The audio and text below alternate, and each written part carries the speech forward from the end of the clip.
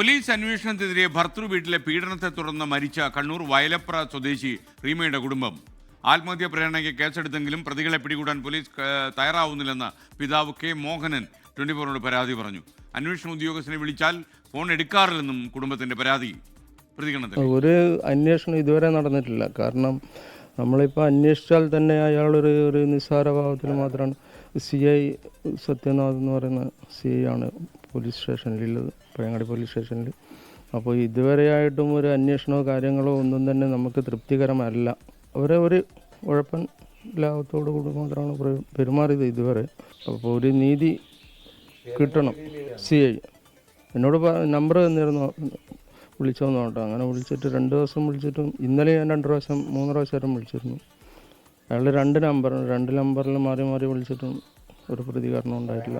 മറ്റേതെങ്കിലും ഏജൻസി അന്വേഷിച്ച് അവരെ എങ്ങനെയായാലും കണ്ടെത്തണം, അത്രമാത്രമേ നമുക്ക് ആഗ്രഹമില്ല. അവരെ കണ്ടെത്തി അറസ്റ്റ് ചെയ്ത് 2 ദിവസം വരെയുള്ള കിടത്തണം.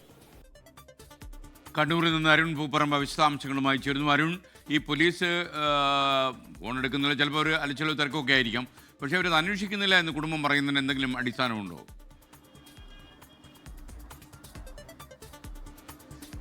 SKN അതായത് ഭർത്താവിനെയും അതോടൊപ്പം തന്നെ ഭർത്തൃമാതാവിനെയും പ്രതി ചേർത്ത് ആത്മഹത്യാ പ്രേരണ കുറ്റം ചുമത്തിയാണ് ഇതിൽ പോലീസ് കേസെടുത്തത്. ആദ്യഘട്ടത്തിൽ അസ്വാഭാവിക മരണത്തിന് കേസെടുത്തു. അതിനുശേഷം പിന്നീടാണ് ഇവർ 2 പേരെയും ഇതിൽ പ്രതി ചേർത്തത്. അതായത് ആത്മഹത്യാ കുറിപ്പിൻ്റെയും മറ്റ് തെളിവുകൾ, ഡിജിറ്റൽ തെളിവുകളുടെയുള്ള അടിസ്ഥാനത്തിലാണ് ഇവരെ 2 പേരെയും പ്രതി ചേർത്തത്. പ്രതി ചേർത്തതിന് ശേഷം ഇപ്പോൾ 10 ദിവസം പിന്നിടുകയാണ്. 2 പേരെയും പിടികൂടാൻ പോലീസ് തയ്യാറാവുന്നില്ല എന്നതാണ് ഈ ആത്മഹത്യ ചെയ്ത റീമയുടെ കുടുംബം ആരോപിക്കുന്നത്. അതിൽ ഇവർ എവിടെയാണ് ഉള്ളത് എന്നറിയില്ല എന്ന മറുപടിയാണ് പോലീസ് നൽകുന്നത്. ഒരു നിസ്സാര ഭാവത്തിലാണ് അവരോട് ഈ പോലീസിനോട് സംസാരിക്കുന്ന ഘട്ടത്തിൽ നേരിട്ട് പോലീസ് സ്റ്റേഷനിലൊക്കെ പോയി കാര്യങ്ങൾ ചോദിക്കുമ്പോൾ അവർ ലാഘവത്തോടെയാണ് ഈ അന്വേഷണം മുന്നോട്ട് കൊണ്ടുപോകുന്നത്. അതുകൊണ്ട് ഈ അന്വേഷണത്തിൽ നിലവിൽ പഴയങ്ങാടി പോലീസാണ്, പഴയങ്ങാടി SHOയുടെ നേതൃത്വത്തിലാണ് ഇത് അന്വേഷണം നടത്തുന്നത്. ഇതിൽ തൃപ്തിയില്ല, ഇതിൽ വിശ്വാസമില്ല എന്നതാണ് റീമയുടെ കുടുംബം പറയുന്നത്. നിലവിൽ റീമയുടെ ഭർത്താവ് കമൽരാജും ഭർത്തൃമാതാവും മുൻകൂർ ജാമ്യത്തിന് വേണ്ടി ഹൈക്കോടതിയെ സമീപിച്ചിട്ടുണ്ട്. ആ ജാമ്യാപേക്ഷ അടുത്ത ദിവസം പരിഗണിക്കുകയും ചെയ്യും. ഈ ജാമ്യം ലഭിക്കുന്നതിന് വേണ്ടി പോലീസ് കാത്തിരിക്കുകയാണ്. അത്തരത്തിലൊരു ധാരണ അവർ തമ്മിൽ ഉണ്ടായിട്ടുണ്ട് എന്ന ആരോപണമാണ് ഈ കുടുംബം, അതായത് റീമയുടെ കുടുംബം, റീമയുടെ പിതാവ് ആരോപിക്കുന്നത്.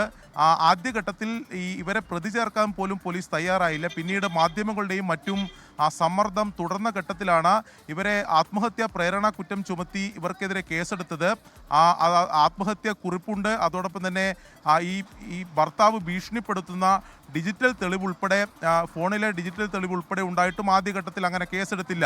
പിന്നീട് സമ്മർദ്ദത്തിനൊടുവിൽ കേസെടുത്തു. പക്ഷേ ഇവരെ അറസ്റ്റ് ചെയ്യാൻ തയ്യാറാവുന്നില്ല എന്ന പരാതി, ആരോപണമാണ് ഉന്നയിക്കുന്നത്. കൂടുതൽ മറ്റേതെങ്കിലും ഈ ലോക്കൽ പോലീസ് അന്വേഷിക്കാതെ മറ്റേതെങ്കിലും ഏജൻസി കേസ് അന്വേഷിച്ചാൽ മാത്രമേ തൻ്റെ മകൾക്ക് നീതി ലഭിക്കൂ എന്നതാണ് ഈ പിതാവ് പറയുന്നത്. ഇതുമായി ബന്ധപ്പെട്ട് IG-ക്കും അതോടൊപ്പം തന്നെ മുഖ്യമന്ത്രിക്കും ഇത് സംബന്ധിച്ച്, അതായത് ഈ പഴയങ്ങാടി പോലീസിൻ്റെ അന്വേഷണം കാര്യക്ഷമമല്ല എന്ന് ചൂണ്ടിക്കാണിച്ചുകൊണ്ടുള്ള പരാതി നൽകിയിട്ടുണ്ട് എന്നും ഈ കുടുംബം പറയുന്നുണ്ട്. എന്തായാലും നമ്മൾ പോലീസുമായി ബന്ധപ്പെടുമ്പോൾ ഇവർ 2 പേരും ഒളിവിലാണ്. അവരെ കണ്ടെത്തുന്നതിന് വേണ്ടിയിട്ടുള്ള ശ്രമം നടക്കുന്നുണ്ട് എന്നതാണ് പോലീസ് നൽകുന്ന വിശദീകരണം. SKN. Okay, thank you Arun പൂപ്പറമ്പയാണ് നൽകിയത്. ലോകത്തെവിടെയായാലും ഏത് സമയത്തും 24 വാർത്തകളും ഓഗ്മെന്റഡ് റിയാലിറ്റി പാക്കേജുകളും എക്സ്പ്ലെയിനറുകളും വിശദമായി കാണാൻ ഞങ്ങളുടെ YouTube ചാനൽ നിങ്ങൾക്ക് സബ്സ്ക്രൈബ് ചെയ്യാം.